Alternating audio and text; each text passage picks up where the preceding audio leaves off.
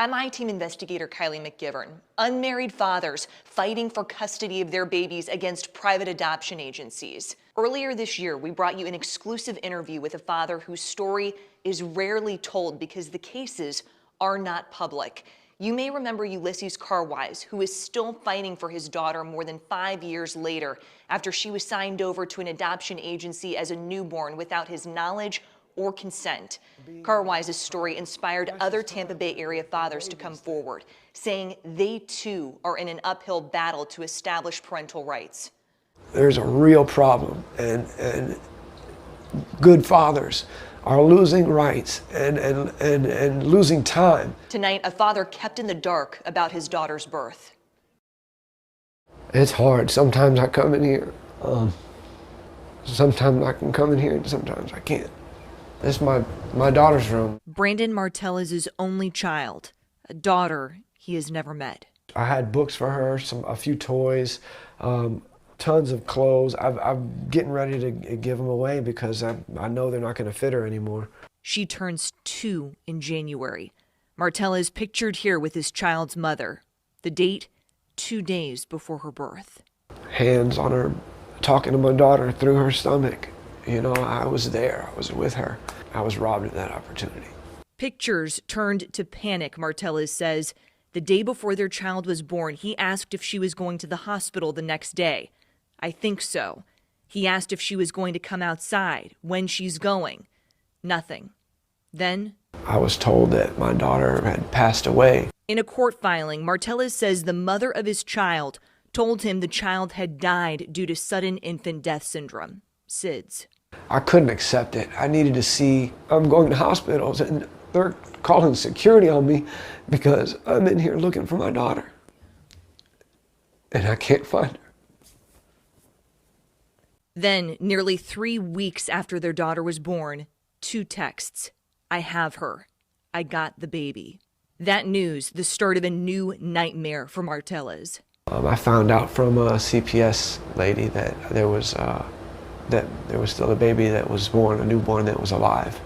And I reached out to someone that worked for the adoption agency that she told me about. And I felt like, okay, well, I'm the father.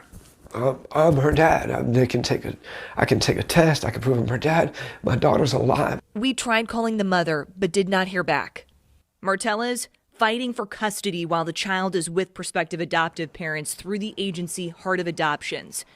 According to court documents, the day after his baby was born, before he says he even knew it, the mother consented to adoption and named Marteliz as a man who may have interest in the minor child.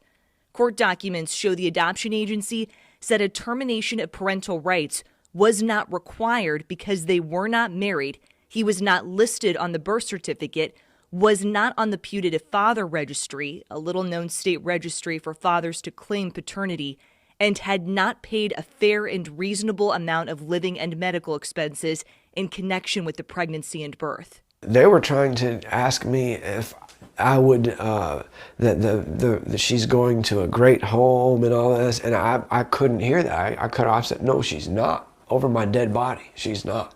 Marteliz filed a petition to determine paternity and filled out the registry the same month his daughter was born. Contesting the adoption plan, Marteliz wrote, I am willing to do whatever it takes to be given custody of my daughter and be in her life. I am willing to pay whatever form or support or cost it takes. Marteliz denied he was aware of the mother's adoption plan in May 2021, denied he provided no financial support during her pregnancy, and said he didn't maintain contact with the child because the mother and the adoption people prevented it. We contacted the attorney for the adoption agency, who told us Mr. Marteliz was afforded every right he was entitled to under the law, and that the court simply reached a decision that he disagrees with. I understand that there's people that might not be able to have kids and they might need kids, but they can have the ones that people are not able to take care of. I can take care of my baby. I own a company. A little piece of deadwood right here. They should not be adopting a child like my clients. David Hurwitz, Marteliz's attorney, says it is a fight with a law that favors adoption agencies. It's very difficult to navigate it, and it's hard to fight against it, right? It needs reform. In October, a judge decided because Marteliz did not provide any financial or medical support since the child's birth, his consent is not required to move forward with an adoption. She should be right here. I'm the one who can love her. Nobody can do that like I can. I can't give up for her. There's a lot of fathers out there that are being robbed that are good dads, that are great dads. And something needs to be done about this. We're told the window of time to appeal this case has closed. Marteliz maintains he will continue fighting for his daughter.